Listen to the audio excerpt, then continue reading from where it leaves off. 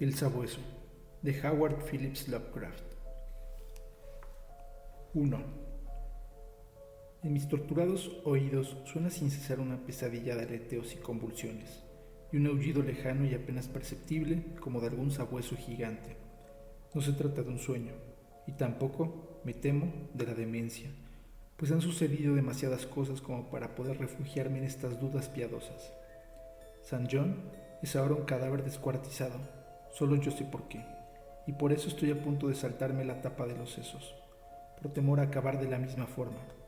Abajo, entre corredores sombríos e ilimitados de ultraterrena fantasía, se arrastra la negra e informe némesis que me incita al suicidio.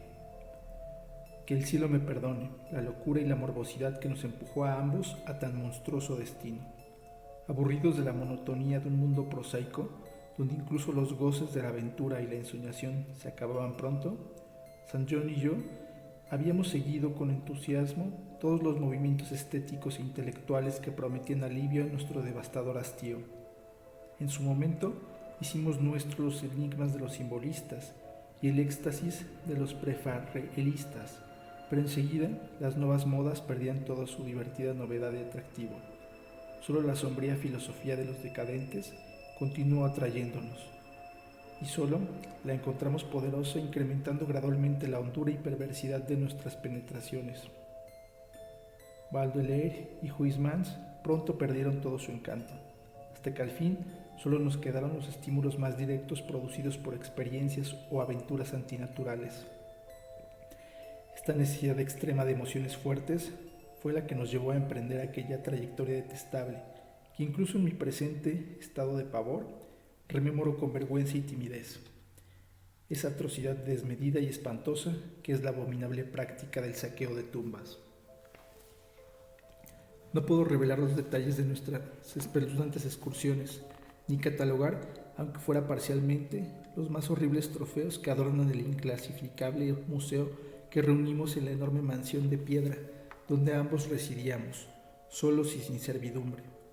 Nuestro museo era un lugar blasfemo e inconcebible, en el que, con el placer satánico de un coleccionista neurótico, habíamos ido atesorando un universo de horror y decadencia que excitaba nuestra hastiada sensibilidad. Se trataba de un recinto secreto, excavado en las profundidades de la casa, donde gigantescos demonios alados de ónice y basalto vomitaban de sus enormes fauces abiertas una extraña luz verde anaranjada, con unos tubos neumáticos que se contorsionaban en una danza mortal y caleidoscópica, entre las filas de seres esqueléticos que, cogidos de la mano, estaban entretejidos en los monumentales y negros tapices.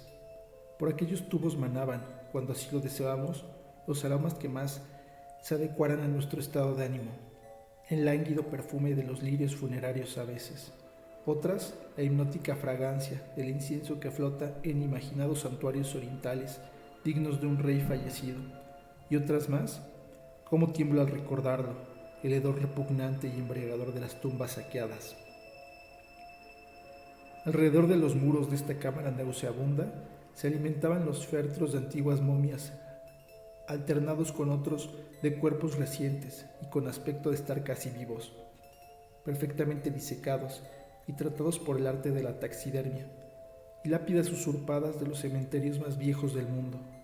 Unos nichos diseminados por ciertos sitios mostraban calaveras de toda índole y cabezas en distintos grados de descomposición. Allí podían encontrarse los cráneos podridos y pelados de los más famosos nobles, así como las frescas y radiantes cabezas doradas de niños recién enterrados. También había estatuas y pinturas, algunas ejecutadas por San John y yo mismo, y todas eran de temas demoníacos. Una carpeta sellada, encuadernada en piel humana, contenía ciertos dibujos desconocidos e innominables, que se rumoreaba habían sido obra de Goya, aunque éste jamás se había atrevido a reconocerlos. Había unos nauseabundos instrumentos musicales de cuerda, latón y madera, con los que San John y yo a veces producíamos disonancias de exquisita morbosidad y espeluznantes cacofonías, mientras que en una multitud de vitrinas talladas en ébano descansaba la más increíble e inimaginable variedad de trofeos sepulcrales, jamás acaparados por la locura y perversidad humana. Y es de este botín, en particular, de lo que no debo hablar. Gracias a Dios tuve el valor de destruirlo mucho antes, de pensar en destruirme a mí mismo. Las excursiones de rapiña en las que nos hicimos con nuestros abominables tesoros fueron siempre un acontecimiento artísticamente memorable. No éramos vulgares saqueadores, y tan solo actuábamos bajo ciertos estados de ánimo, paisaje, ambiente, climatología, época del año y fase lunar. Aquellos pasatiempos resultaban para nosotros la forma más exquisita de expresión estética, y poníamos en cada detalle un fastidioso cuidado técnico. Una hora inapropiada, un efecto de luz discordante o la torpe manipulación de la tierra demasiado húmeda podían dar al traste con la consiguiente sensación de estático arrobamiento que seguía a la exhumación de ciertos secretos ominosos y burlescos extraídos de la tierra. Nuestra búsqueda de nuevos escenarios y punzantes sensaciones resultaba febril e insaciable. St. John siempre fue el líder, y también era él quien iba adelante cuando llegábamos a aquel lugar despreciable y maldito, que nos acarreó una espantosa e inevitable condenación. Pero, ¿por qué maligna fatalidad fuimos atraídos a aquel terrorífico cementerio holandés? Creo que fueron los sombríos rumores y leyendas, los relatos acerca de alguien que había sido enterrado 5 siglos antes, y que en sus tiempos también había sido un profanador que había robado un poderoso objeto de una sepultura muy rica. Aún puedo recordar las imágenes de aquellos momentos finales, la lánguida luna otoñal que iluminaba las tumbas, proyectando sombras largas y terribles, los árboles grotescos que se inclinaban lúgubres hasta azotar la hierba descuidada y las carcomidas losas, las vastas legiones de murciélagos colosales que se recortaban volando contra la luz de la luna, la vetusta iglesia cubierta de hiedra que apuntaba un dedo enorme y espectral hacia los cielos desvaídos, los insectos fosforescentes que danzaban como fuegos fatuos sobre los tejos, en un lejano rincón, el hedor a moho, a plantas putrefactas y a otras cosas menos clasificables que se entremezclaba débilmente con la brisa nocturna procedente de los distantes mares y pantanos, y lo peor de todo, los débiles y profundos aullidos de una especie de sabueso gigantesco que no podíamos ver ni situar. Nos estremecimos al escuchar aquel gruñido y recordar las historias de los campesinos, pues aquel a quien buscábamos había sido encontrado en este mismo lugar varios siglos antes, mordido y descuartizado por los colmillos y garras de una bestia innombrable. Recuerdo cómo excavamos la tumba del profanador con nuestras palas y cómo nos estremecíamos ante nuestra propia imagen, el sepulcro, la lánguida y vigilante luna, las sombras terribles, los grotescos árboles, los titánicos murciélagos, la vetusta iglesia, los inquietos fuegos fatuos, los fétidos hedores, el suave gemido de la brisa nocturna y el extraño, casi inaudible e indeterminado ladrido, de cuya existencia real apenas podíamos estar seguros.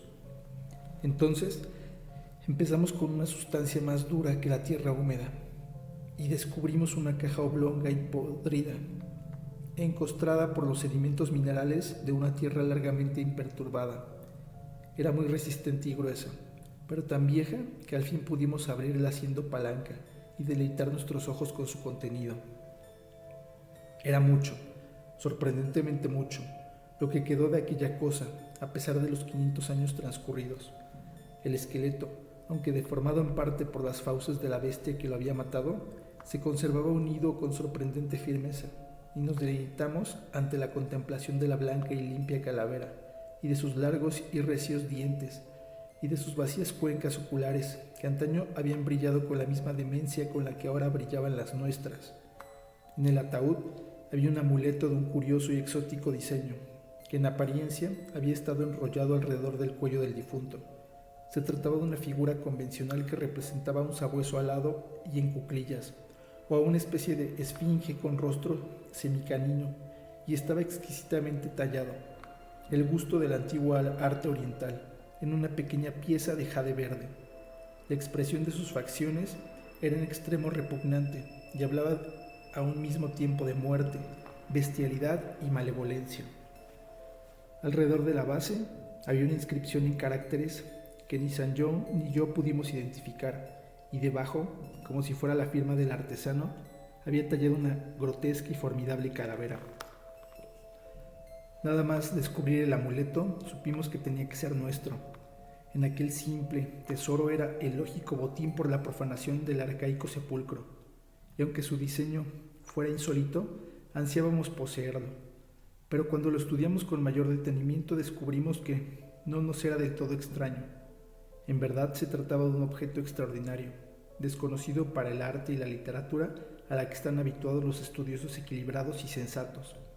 Pero nosotros lo reconocimos como la criatura a la que alude el árabe loco Abdul al-Sarred en el prohibido Necronomicon, el espantoso signo espiritual del culto a los devoradores de cadáveres del inaccesible Leng en el Asia Central. Demasiado bien conocíamos los siniestros rasgos descritos por el viejo demonólogo árabe, rasgos que, según sus propios comentarios, fueron copiados de una sombría y sobrenatural manifestación de las almas de quienes turbaron y rollaron a la muerte. Nos apoderamos del objeto de jade verde, echamos una última mirada al rostro lívido y cavernoso de su dueño y cubrimos la sepultura, dejándola como al principio, mientras nos alejábamos precipitadamente del abominable lugar. Con el amuleto robado en el bolsillo de St. John, vimos que los murciélagos descendían en bandadas sobre la tierra que acabábamos de profanar, como si buscaran algo impuro y maldito, con lo que alimentarse, pero la luz de la luna era débil y lánguida, y no pudimos estar seguros. 2. Menos de una semana después de nuestro regreso a Inglaterra, empezaron a suceder varios hechos extraños. Vivíamos como reclusos, solos, sin amigos ni sirvientes, confinados en unas pocas habitaciones de una antigua mansión solariega levantada sobre un páramo inhóspito y desolado, de manera que raras veces nuestra puerta era turbada por la llamada de un visitante, y sin embargo, ahora empezó a trastornarnos lo que parecía una especie de manoteos torpes y bastante frecuentes que se oían por las noches, y no solo en las puertas, sino también en las ventanas, tanto en las de arriba como en las de abajo. Una de las veces creímos ver un cuerpo grande y opaco que oscurecía la ventana de la biblioteca por la que penetraba la luz de la luna, y otra nos dio la sensación de haber escuchado un zumbido o aleteo no muy lejos de esa misma ventana. En ambas ocasiones, nuestras pesquisas no dieron resultado y empezamos a achacar todos estos acontecimientos a nuestra imaginación, a esa misma imaginación angustiosa que aún prolongaba en nuestros oídos aquel lejano y débil aullido que creíamos haber escuchado en el cementerio holandés. El amuleto de jade descansaba, ahora en un nicho de nuestro museo, y a veces encendíamos unas velas que desprendían extrañas fragancias frente a él. Leímos mucho acerca de sus propiedades en el Necronomicon de al-Sarred y supimos de las relaciones existentes entre las almas de los devoradores de cadáveres y los objetos que las representaban. Y lo que leímos nos llenó de intranquilidad. Entonces llegó el horror. La noche del 24 de septiembre de 1900 oí un golpe en la puerta de mi habitación. Pensando que era St. John, le dije que entrara, pero la única contestación que obtuve fue una carcajada estridente. No había nadie en el pasillo. Cuando desperté a St. John de su sueño, manifestó que no sabía absolutamente nada del asunto y empezó a asustarse tanto como yo. Fue aquella noche cuando los lánguidos y lejanos ladridos del páramo se convirtieron para nosotros en una realidad auténtica y pavorosa. 4 días después, mientras nos encontrábamos en nuestro oculto museo, percibimos un rasgado apagado y cauteloso sobre la puerta que conducía a la escalera secreta de la biblioteca. Nuestra alarma se vio ahora dividida, ya que a nuestro miedo a lo desconocido se superponía también el temor que siempre habíamos tenido a que se descubriese nuestra espeluznante colección. Apagamos todas las luces, nos acercamos a la puerta y la abrimos de golpe. En ese mismo instante sentimos una incomprensible ráfaga de viento y escuchamos una extraña mezcla de susurros, risitas y parloteos que parecían perderse en la lejanía. No nos atrevimos a determinar si estábamos locos, si soñábamos o si habíamos perdido el juicio. Tan solo nos percatamos con la más sombría inquietud de que aquella cháchara aparentemente incorpórea había sido pronunciada, sin ningún género de dudas, en holandés. Desde entonces vivimos sumidos en un horror y en una fascinación que se fueron incrementando con el paso de los días. En general, nos aferrábamos a la teoría de que ambos Nos estábamos volviendo locos a causa de nuestra vida repleta de emociones antinaturales, pero a veces nos complacía pensar de una manera más dramática y nos considerábamos las víctimas de una maldición terrible y estremecedora. Las manifestaciones sobrenaturales se producían ahora con demasiada frecuencia como para poderlas enumerar. Nuestra solitaria mansión parecía bullir con la presencia de una criatura maligna cuya naturaleza no nos resultaba posible determinar, y todas las noches escuchábamos aquellos ladridos diabólicos viajando sobre las brisas del páramo, unos ladridos que cada vez sonaban más fuerte. El 29 de octubre descubrimos una serie de huellas indescriptibles sobre la tierra blanda que había debajo de la ventana de la biblioteca. Resultaban tan desconcertantes como las hordas de enormes murciélagos que habían invadido la vieja mansión solariega en un número insólito y cada vez mayor. El horror llegó a su cenit la noche del 18 de noviembre, cuando St. John fue atacado. Mientras al anochecer caminaba de regreso a casa desde la lejana estación de ferrocarril y descuartizado por una espantosa bestia carnívora, sus gritos alcanzaron la casa y pude llegar corriendo al lugar de los hechos con el tiempo justo para escuchar el batir de unas alas y ver la silueta de una criatura imprecisa y oscura que se recortaba contra la luna creciente. Mi amigo agonizaba cuando me dirigí a él y no pudo emitir una respuesta coherente. Todo lo que hizo fue susurrar: el amuleto, el maldito amuleto. Acto seguido expiró, convertido en un amasijo inerte de carne descuartizada. Le enterré a la noche siguiente en uno de nuestros descuidados jardines y entoné sobre su tumba uno de los rituales diabólicos con los que tanto había disfrutado en vida. Y cuando pronunciaba el último párrafo infernal, escuché a lo lejos, sobre el páramo, los lánguidos aullidos de un gigantesco sabueso. La luna estaba alta en el cielo, pero no me atreví a mirarla, y cuando vi una sombra imprecisa y enorme que saltaba de montículo en montículo sobre el páramo débilmente iluminado, cerré los ojos y me tiré al suelo boca abajo. Al levantarme temblando, sin saber cuánto tiempo había transcurrido, me dirigí a trompicones hacia la casa e hice una serie de espeluznantes reverencias ante el entronizado amuleto de jade verde. Aterrorizado ante la idea de vivir completamente solo en la vetusta mansión del páramo, me trasladé a Londres al día siguiente, llevándome el amuleto, y tras quemar y enterrar el resto de la impia colección del museo. Pero a la tercera noche volví a escuchar los ladridos, y antes de que pasara una semana, sentí que unos ojos extraños me observaban en cuanto oscurecía. Un atardecer, mientras paseaba por el muelle Victoria, respirando un poco de aire fresco, vi una sombra negra que oscurecía una de las luces de las farolas que se reflejaban en el agua. Sentí una ráfaga de viento más fuerte que la habitual brisa nocturna y supe que lo que le había sucedido a St. John iba a sucederme también a mí. Al día siguiente, envolví cuidadosamente el amuleto de jade verde y zarpé hacia Holanda. No sabía a ciencia cierta si conseguiría el perdón restituyendo aquel objeto a su dormido y silencioso propietario, pero sentía que debía actuar de una manera lógica y consecuente, que era el sabueso, y por qué me perseguía eran cuestiones que aún no podía precisar. Pero fue en aquel vetusto cementerio donde oí los ladridos por primera vez, y todos los acontecimientos sucesivos, incluidas las últimas palabras de St. John, me habían servido para relacionar la maldición con el robo del amuleto. Por lo tanto, me hundí en el más profundo abismo de la desesperación cuando, en la posada de Rotterdam, descubrí que los ladrones me habían despojado de mi único medio de salvación. Los ladridos sonaron muy fuerte aquella noche, y a la mañana siguiente me enteré de que en el barrio más sórdido de la ciudad había tenido lugar un espeluznante homicidio. La chusma estaba aterrorizada, ya que sobre una de las miserables casas de vecinos se habían abatido una muerte roja, que superaba cualquiera de los crímenes anteriores que se habían cometido en el vecindario. En una sórdida guarida de ladrones, una familia entera había sido descuartizada por una bestia desconocida, que huyó sin dejar rastro, y los que vivían cerca del lugar habían oído durante toda la noche, y por encima del griterío habitual de los borrachos, unos ladridos lánguidos, guturales y pertinaces, como de un sabueso gigantesco.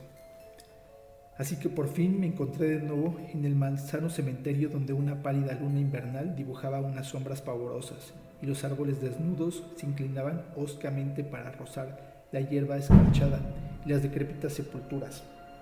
y la iglesia cubierta de hiedra apuntaba su dedo sarcástico hacia un cielo hostil, y el viento nocturno gemía locamente sobre los pantanos helados y los gélidos océanos.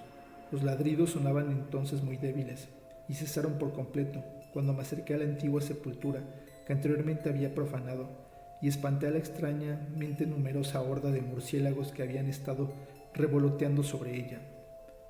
No sé por qué fui hasta allí, sino para rezar y farfullar súplicas descabelladas, y para pedir perdón a la cosa lívida y silenciosa que reposaba en su interior. Pero, fueran cuales fueran mis intenciones, ataqué la tierra medio helada, con una desesperación que en parte era propia y en parte estaba provocada por una fuerza superior totalmente ajena a mí. La excavación resultó mucho más sencilla de lo que había esperado, aunque en un determinado momento fue interrumpido por un curioso acontecimiento. Un buitre escuálido que descendió precipitadamente del frío cielo y se puso a picotear con frenesí la tierra de la sepultura hasta que lo maté golpeándolo con la pala. Por fin me topé con la caja oblonga y carcomida y retiré la nitrosa cubierta. Ese fue el último acto consciente que realicé a partir de entonces.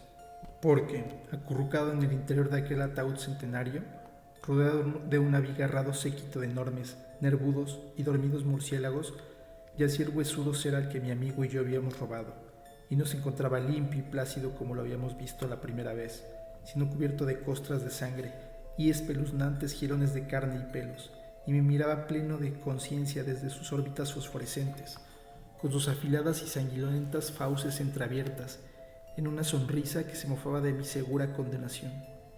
Y cuando de aquella boca sonriente surgió un aullido profundo y sardónico, como el de un gigantesco sabueso, y vi que en su zarpa sangrienta y roñosa sujetaba el maldito amuleto perdido de jade verde, me puse a gritar y eché a correr como un idiota, y mis gritos pronto se disolvieron en histéricas carcajadas. La demencia cabalga sobre el viento de las estrellas. Sus garras y colmillos se afilan en los cadáveres centenarios. Una muerte goteante se sienta a horcajadas sobre un bacanal de murciélagos que se alzan de las negras ruinas nocturnas de los soterrados templos de Belial.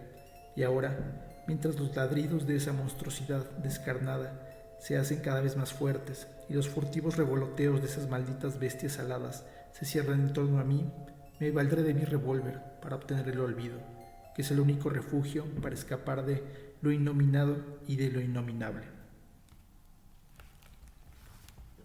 Puedes encontrar este y otros relatos en el libro Narrativa Completa, volumen 1, de Howard Phillips Lovecraft, editado por Editorial Valdemar, perteneciente a la colección Gótica.